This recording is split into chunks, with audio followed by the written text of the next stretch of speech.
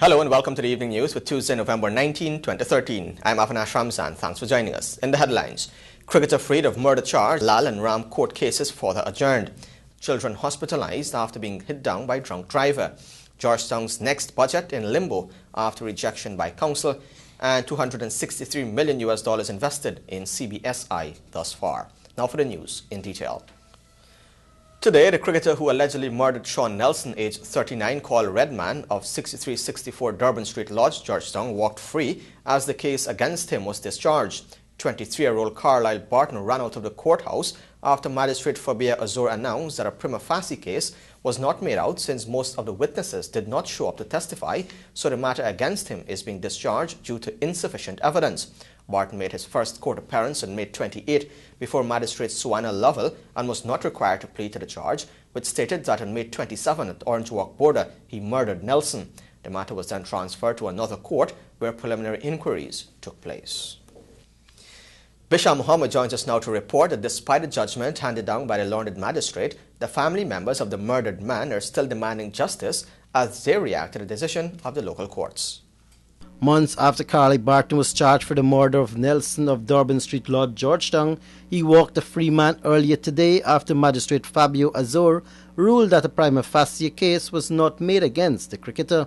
This ruling spurred outcries from section of the public after a recording of the shooting incident went missing during the preliminary inquiry, and more so, the police prosecutor and witnesses failed to attend court to testify.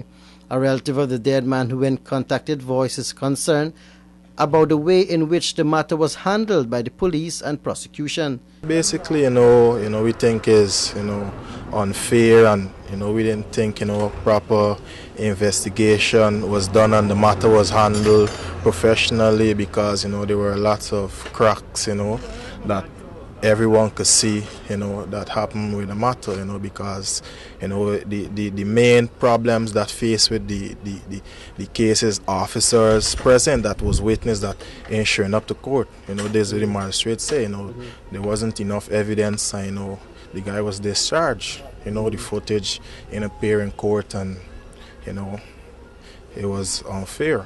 It's saddening because, basically, we think that, things would have, been done in a better manner, from, people, that we know and stuff, but it didn't happen that way. It's real saddening for us, to lose a life in the manner and then, see the case being handled the way, it was. Dover also vented his frustration about the justice system while noting that his family will gather to discuss their next move, which could possibly be an appeal. The justice system, well, I don't know if there's a word to call it, but clearly, it wasn't right. Something, everybody see, something wasn't right there.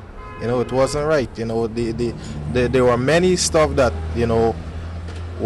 could have been used as evidence into this matter that wasn't even brought to the court. So this is just it. Life goes on. Well, basically we're working together right now as a family to come up with a decision on how we're going to move forward on this matter. This newscast understands that on several occasions, the witnesses in the matter did not show up. Bisha Muhammad, The Evening News. And still in the courts, the case filed by the Mayor and City Council for millions of dollars owed in taxes by Lal Bachan Lalo Christopher Ram and Mohan Lal, also called Glenn Lal, were further adjourned. Details in this report. Ram and Lal, who were set to make another court appearance today for the case brought against them for multi-million-dollar tax evasion by the Mayor and City Council, had their matters further adjourned to December 2nd and January 17th, 2014, respectively. There were both no-shows, and instead their attorneys at law represented them. Ram, who is closely connected to the Transparency Institute of Guyana, Inc., TIGI, reportedly owes more than $1.4 million in taxes for Sublot D of 157 Waterloo Street, North Cummingsburg, and $7 million for Sublot B, according to court documents. He is also believed to owe the MNCC another $2.9 million for Sublot C of the same Waterloo Street property. In total, Ram reportedly owes the MNCC more than $11.3 million. He was today represented by attorney Renee Kisoon Singh. Meanwhile, Lal and his wife Bina are accused of owing the MNCC more than $5.6 million in taxes for a property at 24 Saffron Street, Charleston, Georgetown, according to court documents. The Lals are being represented by Alliance for Change AFC leader, attorney Kemraj Ramchatan. During a previous press conference, the MNCC's administrative head, acting town clerk Carol Suba, said that the council will continue its zero-tolerance approach in dealing with breaches of the city's law. She noted that a number of cases are before the court as the council seeks redress. Reporting for the Evening News, Anara Khan. Meanwhile, one of the victims of the shooting incident was laid to rest this afternoon at what proved to be one of the most emotional funerals. My God! My God! My God! Talk to me this afternoon! Oh my God! Talk to me this afternoon! Oh! Oh, let's see what's up with the last! No! Let's see what's up with the last! Oh my God! My God! My God! Talk to your mother this afternoon! That was the mother of slain police officer Michael Ford, who was laid to rest today amid several tributes and praises from the Ghana Police Force and several other Guyanese. Hundreds turned out to pay their last respects to Ford, who was cut down by a hail of bullets from the guns belonging to businessman Derek Kanai after he went berserk on Middle Street. Speaking at Ford's funeral, Assistant Police Commissioner George Vifehouse expressed condolences on behalf of the Ghana Police Force while he paid tribute to the contributions made by the 24-year-old to the fight against crime and criminality in Guyana. He recalled too that he was on the ground with Ford when he lost his life. He spent his training in the TSU, the Felix Austin Police College, and remained of his service in the Tactical Services Unit, the place where he committed himself to work and the place where he worked until he met his demise. It was not by choice Michael went where he went and what happened to him happened. Everything happened for a purpose. And if that is what God wanted for him, and if that is what is landing out for him, it is a message for all of us. Michael went there to serve us. When Michael went to the ground, he went with my then 2IC, Lyndon Alls. I was on the ground. We were all in battle. I was there without bulletproof vest because they never come to talk. All that come to talk is that we need to stop that lawlessness that was going on. Meanwhile, one of the relatives, Carlotta Lee, who read the eulogy, recalled that all Michael wanted to do was to serve his country and to assist his mother with her bills. I played school at the age of 16, and he decided to get himself a job because he wanted to help his mom. At the age of 18, he said he got a dream about wearing KP uniform. So he made his dream come true and went to join the Ghana Police Force. Michael was very involved with his work. He loved his work. He did the drill. He drilled men and women as young as himself and even older. The funeral was a hive of emotions. Michael Young reporting for the Evening News. Substantial cash has been plugged into the Caribbean Basin Security Initiative, the CBSI, which has already seen some level of success in many of the partnering countries. Samuel Suknan tells us more. Some US $263 million has already been expended on the Caribbean Basin Security Initiative, CBSI, since its launch in 2011, with US $60 million set aside for this year. This was disclosed by Director Office of the Caribbean Affairs at the U.S. State Department and co-chair of the Ford Commission, Metin Juan Alces, who said the investment has been worthwhile. And as you all are aware from reading the newspapers and the news, the United States has been facing some serious budgetary concerns over the last couple of years, and that's been reflected in some of our political dialogue back in Washington. But nevertheless, despite those budgetary concerns, the United States government considers what we're doing in the Caribbean so very important that there was this additional $60 million for 2013, and that has strong U.S. congressional bipartisan support. Republicans and Democrats alike recognize the importance of working together with the Caribbean on security issues, addressing some of these problems. A number of issues were agreed on and will be further discussed during another round of meetings scheduled to take place during December 5 and 6 in Washington, D.C. We came to agreement generally at the meeting that there has been some real successes in terms of what we're doing, particularly on social issues and addressing the at-risk youth and providing them with opportunities outside of focus on crime and narcotics, giving them opportunities in education. We've done some tremendous things in providing hardware and material to our partners in terms of fast boats, for example, but also work on improving judicial capabilities. Permanent Secretary of the National Security Ministry of St. Kitts and Nevis, Astonia Brown, said the CBSI meeting was successful and several reviews and recommendations were made to improve security within a regional context. We have had success to date, and I would just like to say that with the cooperation of all concerned, we anticipate that success will continue. We have looked at strategies to ensure the sustainment of the initiative. Our colleagues from the United States of America, who are our principal partners in this project, in this program, have given their comments, their own suggestions as to how we can improve in certain areas of our operation. The rise in gun-related crimes, gang-related violence, drug trafficking, cybercrimes and human trafficking are among some challenges facing the region. It was noted that greater collaborative efforts are required with regional and international agencies if the Caribbean is to enhance security by reducing crime. CBSI members in the past held meetings on law enforcement integrity and anti-corruption, crime prevention and maritime domain awareness in Miami, Jamaica and Guyana. In 2011 of October, Guyana held a CBSI meeting for the first time. For the Evening News, I'm Samuel Suknandan. In this report from Bisham Mohammed, you'll hear that a Sophia man was killed after an altercation at Cuyuni in Region 7. Another miner was on Monday reportedly beaten to death during an altercation with other miners at West Fork Back Dam, Cuyuni River, Region Number 7. 42-year-old Michael Morris, also called Disguise, of Lot 1544 Cummins Park, Sophia, Georgetown, reportedly died at about 12 hours 30 on the day in question. The suspect, this newscast understands, is still not apprehended. Up to news time, the body of the father of 3 did not arrive at the Bartica Hospital mortuary.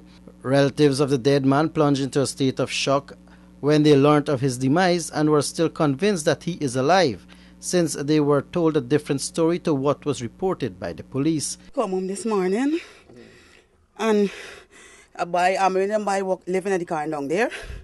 He went in with him. He took him in the bush, right? He said that he leave him and go work with some other boys, right? But the other camp we went walking with, they got some man there, he's there thinging, he got the donkey, he's walked the donkey, right? And he's there thinging it point. So apparently like that, some confrontation. And he talked to you about it, and he still keep doing it, the man still doing it. So they said when everybody sit down for eat, they notice Michael and the man in there, right? And they hear some hollering, and when they run, I don't know who chop who or who. But they hold on for Michael, tie you up to a tree, and like the BT, I don't know. Frustrated woman claimed that something was not right, since they were initially told that her brother had injured another miner and was arrested and been brought to the Bartica police station. The relatives were left in disarray and is calling for the Guyana Police Force to investigate the matter thoroughly. Karen Morris, sister of the dead man, also noted that since her brother left home, he was not heard from. He didn't call. When he go, he don't call. He's normally stay away and then come back. Morris leaves to mourn his mother, 4 siblings and 3 children. Bisham Mohammed at the Evening News. Today, a duo was remanded to prison after they made their first court appearance at the Georgetown Magistrates Courts to answer the charge of robbery under arms. Standing before Magistrate Judy Latzman, Ronald France, aged 22, and Neko Devonish, aged 19, both of Eccles and the East Bank of Demerara, pleaded not guilty to the charge, which stated that on November 16 at Lombard Street, being armed with a gun, they robbed Keswick Miller of 1 pair of sneakers, 2 cellular phones, 1 motorcycle key, and a quantity of cash valued $196,000. Police prosecutor Sergeant Vishnu Hunt objected to bail, citing the quantum involved in the charge and the fact that a gun was used in the commission of the offence. He also stated that if granted their pre-trial liberty, they will not return to court. The matter was transferred to Court 1 and will be heard before the Chief Magistrate, Priya Sinarayan Bihari, on November 28. In case you've just joined us, you're watching the evening news. Stay tuned, more news select.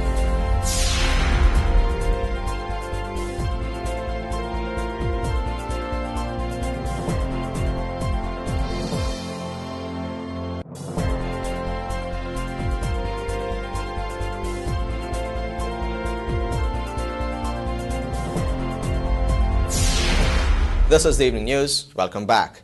3 children were last evening hospitalized after a drunken driver lost control of his car and slammed into them at Station Street in Kitty. Vanu Manichan reports.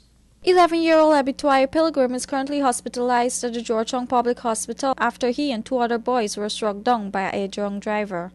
The boys are all students of the Stella Maris Primary School and were on their way home from lessons when the incident occurred late Monday afternoon at Station Street, Kitty. According to a teacher who was escorting the children out of St. John Road, the driver reversed from his parking spot outside of Sita's Bar with his speed hitting 2 vehicles before striking the children. Pilgrim ended up under the car and sustained severe injuries about his body, including deep lacerations. His 2 classmates were treated and discharged. Angry residents from the area who witnessed the incident vented their anger at the reckless behavior of the driver. A resident of the area told this newscast that the driver is a regular at the bar and was seen drinking there for some time before he finally decided to leave. The woman said that the entire incident happened so quickly because of the speed the driver was going in. She disclosed that the driver hit 2 vehicles before striking the children. He then hit another vehicle before running into a nearby trench. The driver has been taken into custody at the Kitty Police Station. Reporting for the evening news, Vanu Manikchan. Children from across the country will now be more au fait with some of their fundamental rights following the creation for distribution countrywide of booklets of child-friendly versions of 3 recent updated laws. The legislations are the adoption of the Children Act 2009-2011, the Custody, Contact, Guardianship and Maintenance Act 2011, and the Status of Children Act No. 19 of 2009. The documents were produced by the Rights of the Child Commission and the Child Rights Division, Child Care and Protection Agency, and the Labour, Human Services and Social Security Ministry, with technical and financial support from the United Nations Children's Fund, UNICEF. Human Services and Social Security Minister Jennifer Webster, as she received copies of the 3 booklets from the Rights of the Child chairperson Alima Nazir on Monday at the Commission's Peter Rose and Naira Streets building, credited the late Rights of the Child Commissioner Shirley Ferguson for starting the initiative. Meanwhile, Director of the Child Care and Protection Agency says that the institution is working to overcome several challenges that are facing the execution of its mandate. Samuel Suknanan reports. Director of the Child Care and Protection Agency, CCPA, Anne Green, said that staff there undergoes training on a frequent basis, but admitted there are some challenges with them getting order and discipline from the children. However, despite this, Green said that at no point have children under the CCPA care were mistreated or could be mistreated. She said if this happens, then severe action will be taken against staff. Because no child deserves to be abused, and when we take children in care, we take them from abusive situations, so there's no way they should be exposed to more abuse in the home. So we are very serious in terms of that. The CCPA director also stated that the institution is currently overcrowded and continues to look for alternative care for children that are in need. According to her, the agency does not have public support, especially since people see the agency as one that takes away children and not rescuing them as they are mandated to do. When asked whether the staff are all qualified and trained in social services, Green said they are. However, she noted that a job at the CCPA requires more than qualifications and experience, but a real dedication to helping children. The staff here, they're really taxed. We all are taxed with providing this service, child protection service to children. And a lot of times, the agency and the staff, we're demonized. Because we can't really come and talk and explain every story and whatnot. So the public, we got to protect children, we got to protect things that are happening to them. The CCPA has been accused in the past of mistreating children under their care. The agency has also been accused of having children housed under unsanitary conditions that pose a health risk for diseases and sickness. The CCPA has strongly defended the issue, stating that those are perceptions of parents whose children are in their care. For the Evening News, I'm Samuel Suknandan. The Human Services and Social Security Ministry annual old age pension book distribution commenced yesterday at different locations across the country. Samuel Suknanan reports. While yesterday was the starting date for the distribution process, a few centres, especially in central Georgetown, has not commenced their distribution but will start sometime later this week. The Palms and the Carnegie School of Home Economics are among those centres that haven't started their distribution of old age pension books. A sign was seen placed outside of most of the locations within the city as to the specific dates and the hours this distribution of these books will be done. Human Services and Social Security Minister Jennifer Webster, during her visit to some locations yesterday, said that the process has been moving apace in all the regions with minimal issues. Webster added that the social workers in the respective areas will be visiting those persons who are in shut-ins to ensure that their books are delivered directly to them. This will be done after the regular distribution process. This exercise will continue until December 13. Over the years, government has been steadily increasing the non-contributory old age pension paid as a supportive supplement to persons over the age of 65 years. In 2012, pensioners received an increase of 33.33% or $10,000 monthly prior to the $7,500 they were collecting in 2011. This year's budget allocation saw pensioners benefiting from a 25% increase in their pension, raising it to $12,500.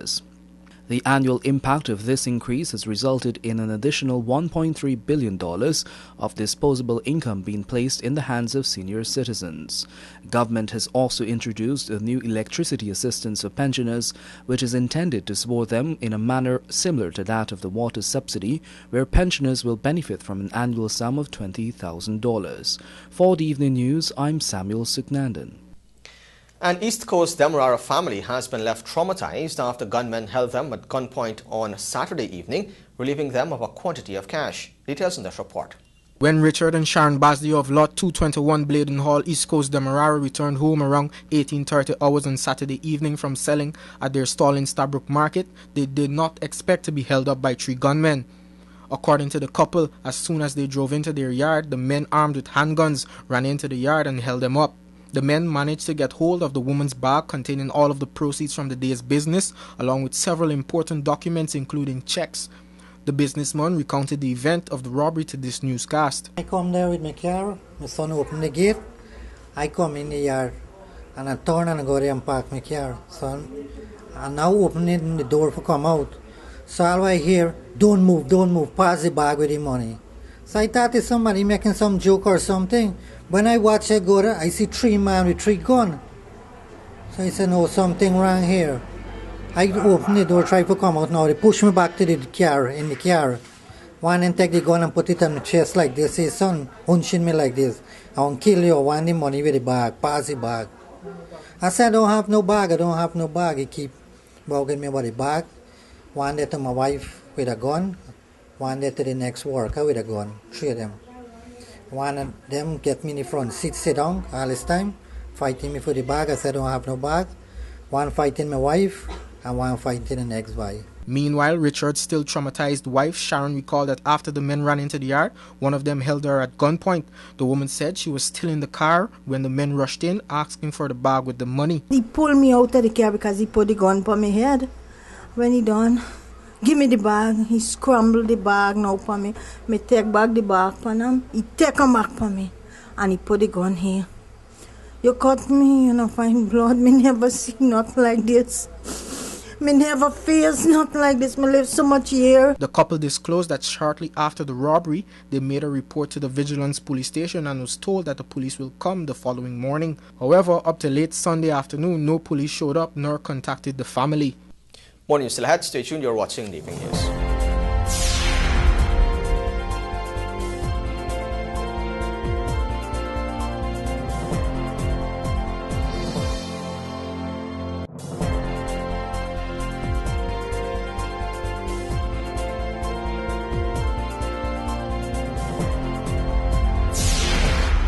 This is the Evening News. Welcome back.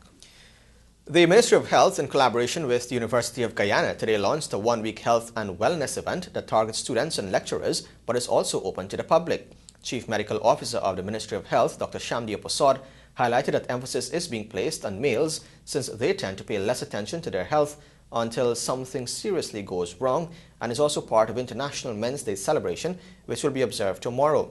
The services that are being offered include eye care, a general outpatient clinic, voluntary HIV counseling and testing, counseling, checking of the body mass index, blood pressure, random blood sugar and cholesterol testing, along with some types of vaccinations. Dr. Prasad added that this was also part of the ministry's quest to seek new partners in the health sector, since the Ministry of Health cannot do it alone.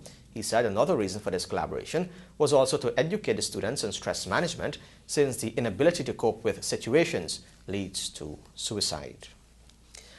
The City Council is at an impasse over its proposed 2014 budget, which was rejected by a majority of the Council during a vote last Thursday. As a result, the proposed budget of over $2 billion for the Georgetown district was not presented to the local government ministry, in keeping with a November 15 deadline. Details in this report.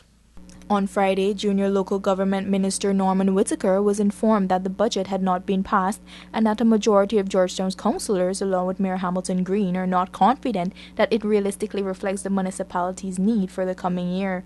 When the budget was presented on Thursday to the City Council, 11 councillors voted against it, 4 for it and 2 refrained from voting.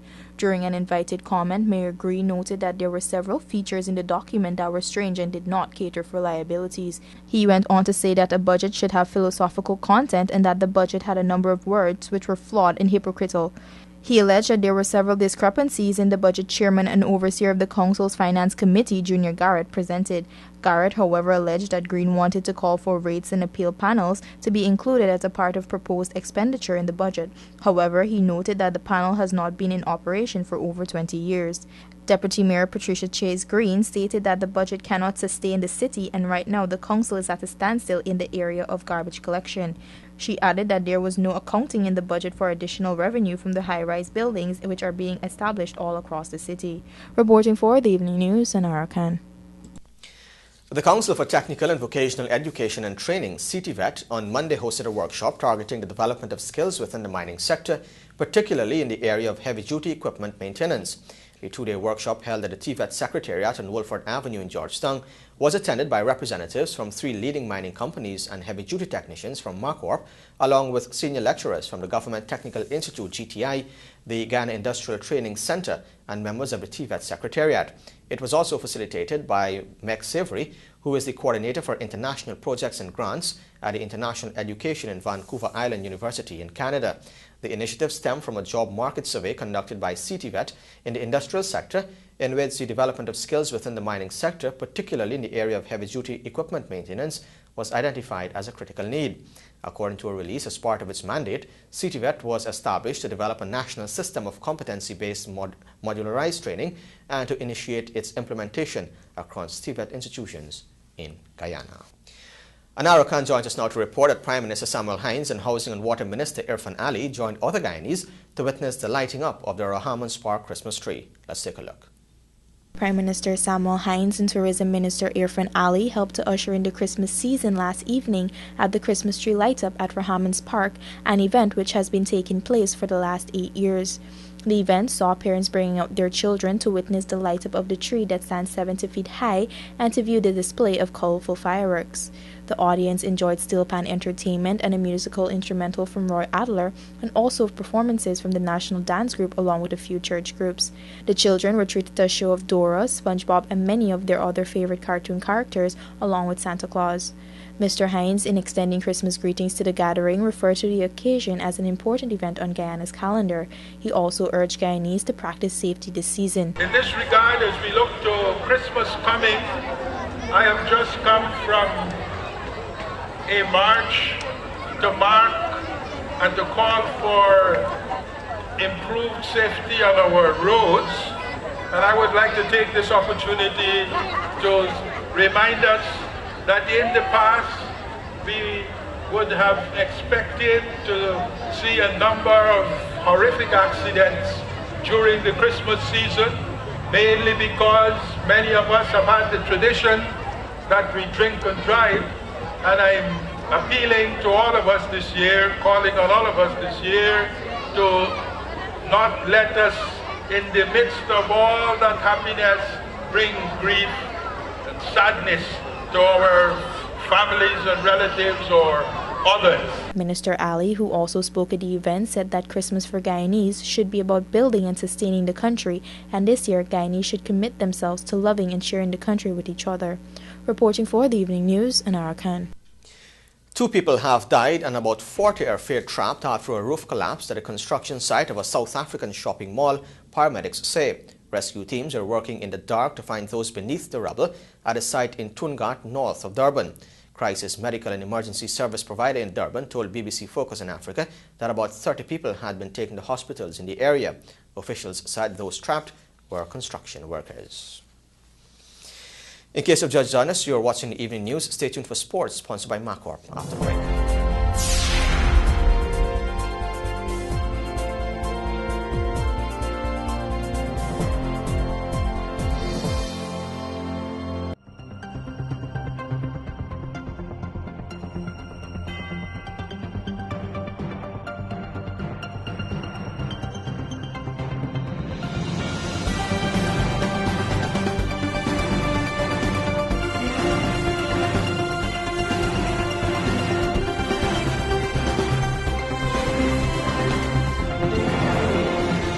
This is the Evening News. Welcome back now for a look at sport. In the headlines, 53rd National Schools Championship underway. Plans for GFA Bangsberg Cup progressing smoothly. International Hockey Festival to start on November 28 and Volleyball Federation stages international tournament this weekend. Now for the details. National cyclists Hamza Eastman and Paul de Nobrega finished in a thrilling tie in the boys' cycling road race, while Rupununi's Beverly Ignacio ran away with the female 10K road race when the 53rd Annual National Schools Championships commenced this morning. Tristan Joseph reports. It was a sprint to the finish that captivated the gathering at the finish line for the boys' 40 km cycle road race by Eastman and de Nobrega that started the 2013 edition of the National Schools Athletics, Cycling and Swimming Championship on a competitive note. The race that started and ended at the Ocean View Hotel with both Eastman of North Georgetown and de Nobrega of South Georgetown tying for the top spot in a time of 1 hour and 3 minutes, while Alonzo Ambrose of North Georgetown was third in 1 hour and 5 minutes.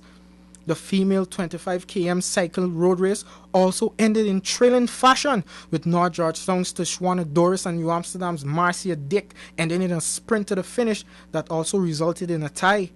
The girls clocked 55 minutes and 1 second to win the event. Meanwhile, in the female 10 km road race, Rupununi's Beverly Ignacio dominated the event to win in a time of 43 minutes and 30 seconds. Delicia Harper out of West Coast Berbice was second in 48 minutes and 18 seconds, while Quarantine's Marissa Lawson was third in 58 minutes and 28 seconds. On the male side of things, West Coast Berbice's Marlon Nicholson won the event in a time of 37 minutes and 27 seconds, while Quarantine's Denzel Leach was second in a time of 37 minutes and 52 seconds. Aram Francis from Rupununi was third in 37 minutes and 59 seconds. The school's nationals event will continue on Wednesday with a grand opening ceremony at the Guyana National Stadium, Providence from 0900 hours. And now some football news. Plans for the 3rd Annual Georgetown Football Association's Bangsberg Knockout Cup are going smoothly, according to President of the Association, Vernon Burnett. He made a disclosure while giving a tournament update earlier today at the Georgetown Cricket Club ground. Rajiv Bisnot reports.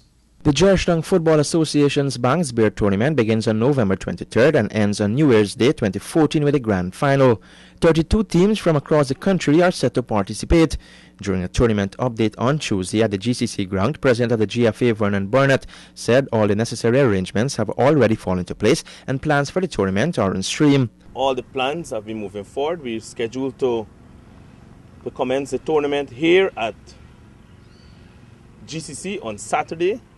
5 o'clock sharp, the formal program will commence, and we intend to conclude on the 4th of January 2014. Preliminary games will be played in Georgetown, in Buxton, in Berbice, in Den Amstel, and Linden. Those are the venues that we have already secured for preliminary games. We have not yet decided on the venue for the finals, but tentatively we will be back here. It is our plan to be back here at GCC for the finals. Banks Bear brand manager Brian Chuen said they will definitely give footballers an opportunity to prove themselves. I must congratulate the Georgetown Football Association in making the tournament a countrywide tournament, giving footballers the opportunity wherever they live, be it West Demerara, be it Essequibo, be it Berbice, be it Linden, that chance to prove themselves. Meanwhile, the opening ceremony is billed for Saturday from 1700 hours prior to the doubleheader at the GCC ground. Tickets for the opening ceremony will be sold at the venue, and the first 200 patrons to enter the venue will receive one Banks beer free of cost. Tickets for all preliminary games will cost $500. However, ticket price for the semi-finals and final will be confirmed at a later date. For Saturday's doubleheader, defending champions Camptown will play Essequibo, while Pili will tackle top 20. And now some volleyball news. The Guyana Volleyball Federation will stage its second International Club Festival from Friday at the National Gymnasium, Mandela Avenue. Teams from Trinidad and Tobago and Suriname will take on local sides, Young Achievers, Port Moran Training Centre and the Guyana Defence Force combined, while a newly formed Vanguard female team will take on their counterparts from Suriname. The festival is part of the Guyana Volleyball Federation's Block Development Plan, which was designed to promote increased activity among neighbouring countries at an affordable cost and to provide international exposure to players in Guyana. Finally, some hockey news. Teams from Guyana, Canada, Trinidad and Tobago and Barbados will compete in the 9th annual Diamond Mineral Water International Indoor Hockey Festival, set to start on November 28. At the launch of the festival today, President of the Guyana Hockey Board, Philip Finance, promised 4 days of high-quality hockey featuring some of the best players from this part of the globe. Details in this report. The Guyana Hockey Board will organize the event for the 9th year in a row, and according to its president, Philip Finance, the board is pleased with the success and popularity that the competition has gained over the years. He said the festival is one that is highly respected by the overseas teams who plan their schedule around Guyana's premier indoor tournament. The festival continues to attract top teams from the Caribbean region and North America, and is a key ingredient for keeping the level of hockey in Guyana on par with that of the region. We are happy to have our platinum sponsor, Demerara Distillers Limited, who has been with us from inception of this tournament and to whom we owe a great deal of its success. Like the previous 8 years, this year's competition will once again attract a large number of overseas teams for the men's, women's and veterans categories. We have received firm confirmation from 10 overseas teams from Trinidad, Barbados and Canada this year. This, coupled with our local invited teams, make the tournament comprise a total of 19 teams. We're inviting leading regional umpire Susie Gomes and international judge from Jamaica, Richard Shaw, to ensure that the festival is officiated at the highest level available. The tournament will once again utilize the National Gymnasium, which has proven to have a surface very conducive to good indoor hockey. The festival has attracted corporate support from Demerara Distillers Limited through its Diamond Mineral Water brand and Ansimacal Trading through its Caribbear brand. Diamond Mineral Water has been on board since the inception in 2004, while Caribbear has partnered with the Hockey Board for the last 6 years. Over the years, we have seen this tournament grow quite a lot, and we're very appreciative of the way it's been, managed by the Hockey Board and executed. Yes. Diamond Mineral Water is always proud to support sports, the development of sports in Guyana, and hockey is no different. We're committed to the development and promotion of all sports as a healthy form of entertainment. So I'm very pleased this year that we are on board again. We will continue to support hockey, we will continue to support sports. But as I said, it's nice to know that we can create these sports, we can start with them, it's in its 9th year, and because of the good work from the Hockey Board, this tournament is thriving. So Carib and Ansimacal, we're very happy to be here, and we will continue to be supporting hockey. The winning men's and women's teams will receive $1,000 each, with the runners-up getting $500, while the winner of the veterans division will collect $500. The local side Hikers are the defending champions of the men's and veterans categories, while Toronto will put their title on the line in the women's segment. And with that, we've come to the end of sport. Of course, you can find these and many more stories in tomorrow's edition of the Guyana Times. And here's an invitation to join us on TVG Channel 28 and on Radio Guyana Inc. 89.3 in Essequibo, 89.5 in Georgetown and Environs, and 89.7 in Berbice and in Unicary, Suriname. Stay tuned. Your Bridge Reports are next.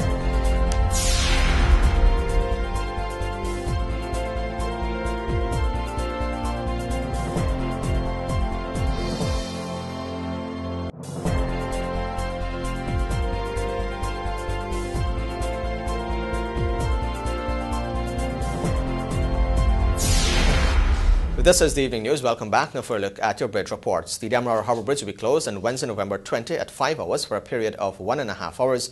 And the Berbice River Bridge will be closed on Wednesday, November 20 at 5 hours 50 for a period of 1.5 hours. And with that, we've come to the end of the evening news for Tuesday, November 19, 2013. I'm Avinash Ramzan.